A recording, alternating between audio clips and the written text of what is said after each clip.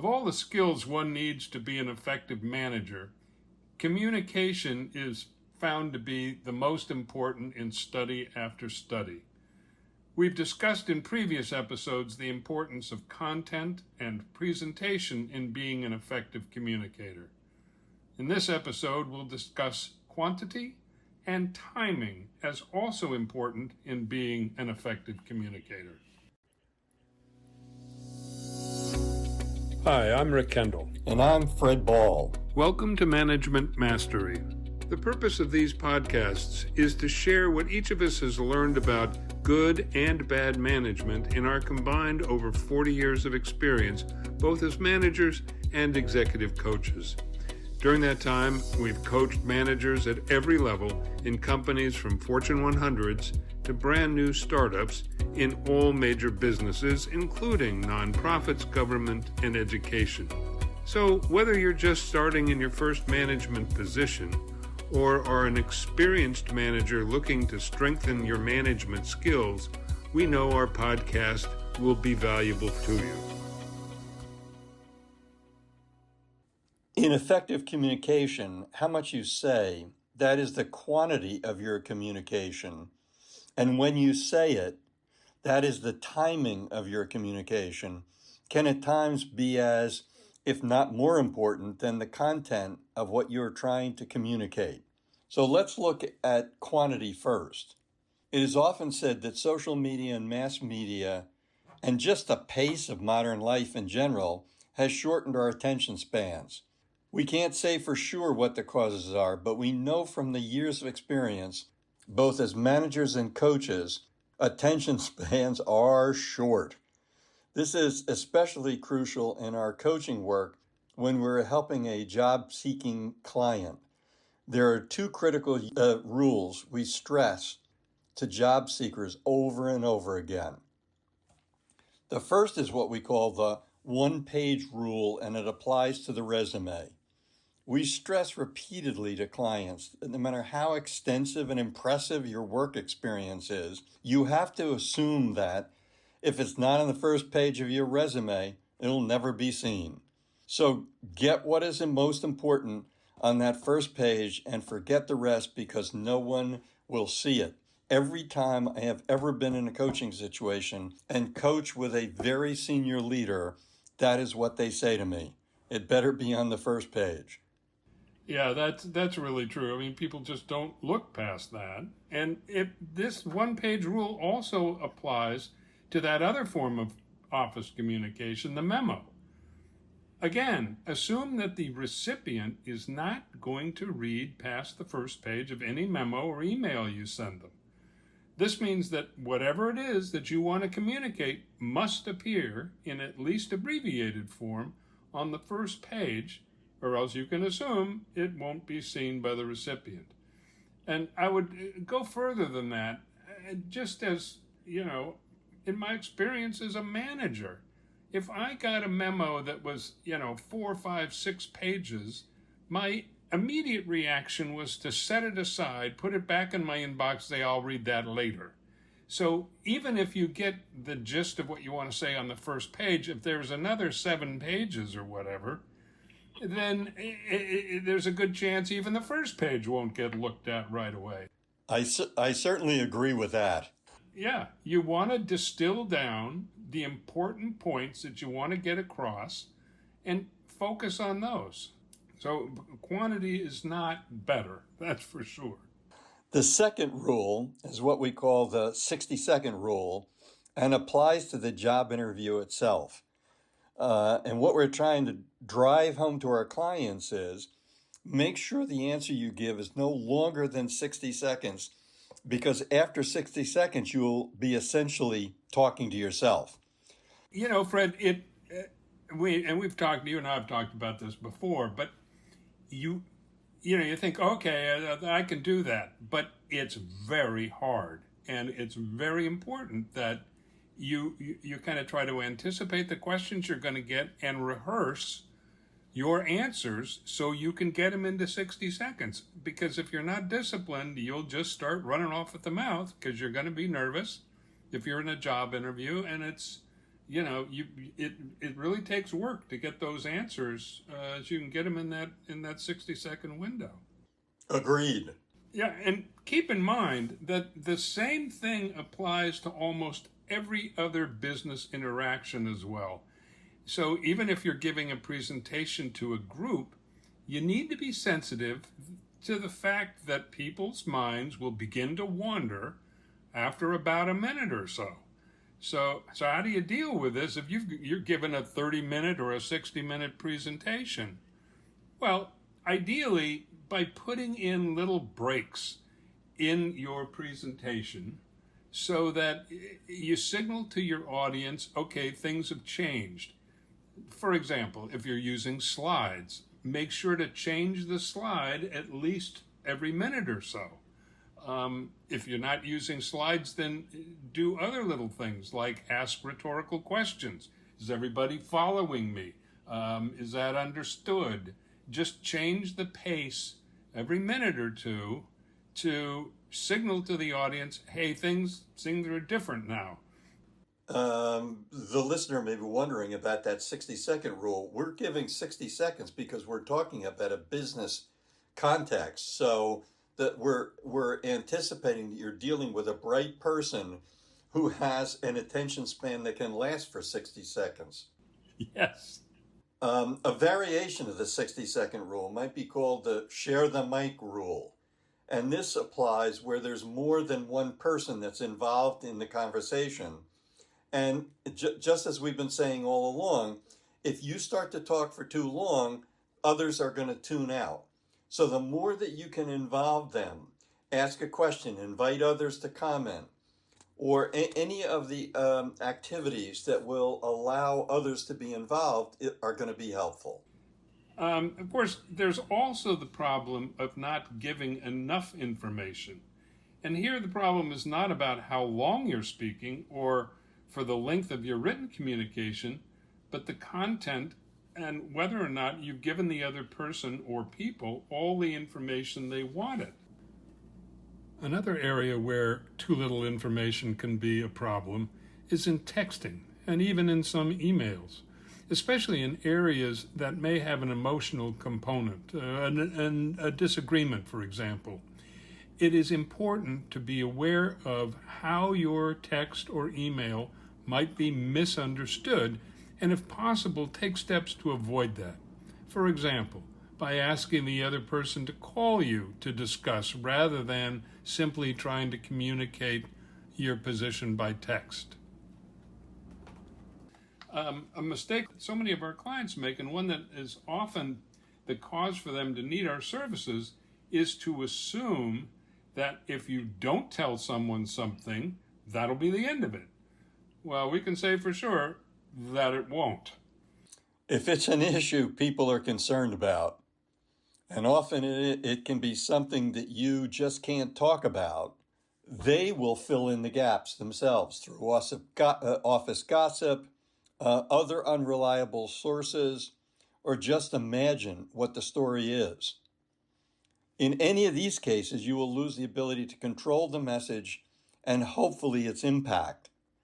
So in these cases, it's important that you tell people as much as you can and explain why you can't say any more than that, but that you'll keep them informed as soon as you can. Also, you want to ask that they let you know what they might be hearing so that you can try to address any possible misinformation or misperceptions that might come up. Well, that's so important, Fred. I mean, you have, like you just said, you have to assume that they're going to be wanting to find out, and they're going to be looking in other places if you're not telling them.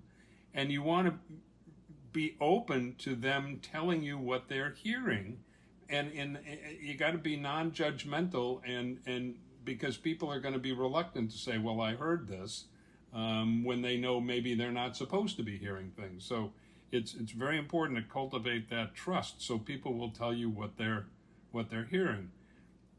And it's also important to understand that listening and asking questions are also communication and can help you follow through both on the 60-second and on the one-page rule. Before you start talking, ask what people want to know so that you can focus your answer on that. Again, you want to be aware of what their needs for information are and address those needs, because that's what they're going to be tuning into, is what they need to know.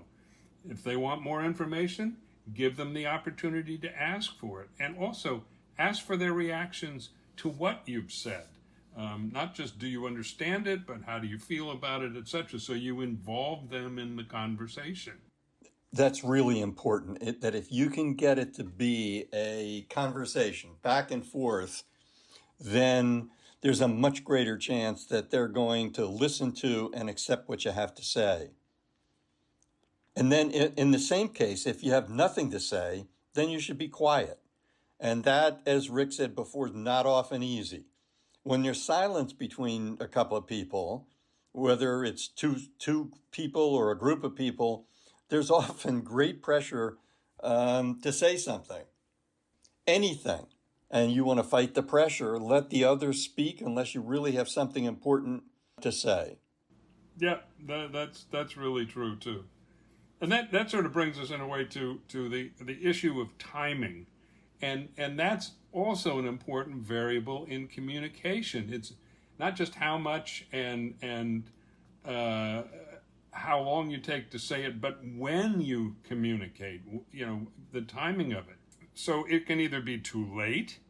I think we've all been told or said to others, boy, I wish you told me that sooner. And delaying communication can carry information as well. If someone is expecting you to tell them something and you don't do it immediately, they can take this to mean reluctance on your part, for example, or as a passively hostile act. So it's important to communicate information as soon as possible. And if you do have to delay some information or, the communication, be as candid as you can about why you're delaying, why you're not responding to their question or their need or whatever. But, again, people expect answers and they expect information. And if they don't get it, then, you leave them to their own devices. I agree. And you can clearly say to people, I'm sorry, I just can't talk about that right now, but I'll get back to you when I can. Another key aspect of timing is that if you communicate that message first, then you control it. You can manage where and how the information is delivered, and depending on what the information is, can be extremely important, especially if you don't want the person to hear it from another source. Sometimes being too slow with a message is worse than not delivering it at all. Oh, that's true too. A lot of damage can be done in that gap. But on the other hand, you can also communicate too soon. It's possible to communicate too soon, and are there things that need to happen before the information is relevant or useful, for example? Is what you're communicating definitive? You can say something and then find out a little bit later that, things have changed a little bit. So you have to be sensitive to, is this the appropriate time to communicate the information? Also, is there a risk of falsely raising expectations? For example, talking about a possible raise or promotion before it's a certainty. We love to share it, but if it isn't certain, don't jump the gun, because you get people's expectations up unnecessarily, and then they're much more disappointed. And also, is there a sequence for communicating the information? And are you short-circuiting that sequence? Sometimes information has to come in a specific order, and if you jump the gun and say something out of that sequence, you can screw up the message pretty badly. And these are all important considerations to keep in mind when you're communicating important information. That they are, and just as you've been saying, Rick, this too late versus too early versus the right time are all decisions that the manager has to make. And that requires thought, and planning, so that if in fact you want to hold information back, there needs to be a good reason to do that. But if there is a good reason, then it could make sense in order to do that. So you want to keep that in mind, and that's an important aspect of being a successful manager, is to make sure that the timing is correct. As we've been saying, that just because staff members don't ask doesn't mean that they don't want to know. It may be that someone is shy, maybe that someone is hesitant to ask because they're afraid that the answer that they get they won't like, or they may feel you'll think less of them because you are asking in the first place. So it's important that you are sensitive to the various possibilities and watch your staff and pick up signals from them as to, again, timing.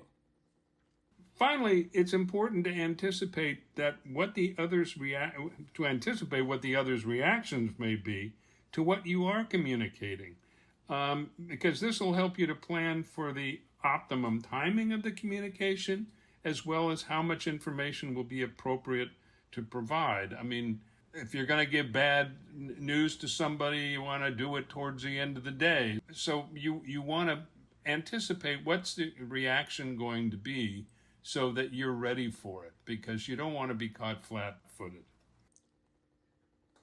In this episode, we've discussed the importance of how much you try to communicate and the timing of when you communicate it on the ultimate effectiveness of your communication. We talked about how you need to be aware of people's short attention spans and keep your messages, whether written or spoken, to one page or to 1 minute whenever possible. We've also talked about the effect that the timing of your communication can have on how it is received and acted upon. We hope you have found this podcast useful and will come back again for more management mastery. If you have any comments about this or any of our episodes, or would like to find out more about our other services, including one-on-one coaching and group seminars for managers, visit our website at careercoachclass.com. Thanks for listening.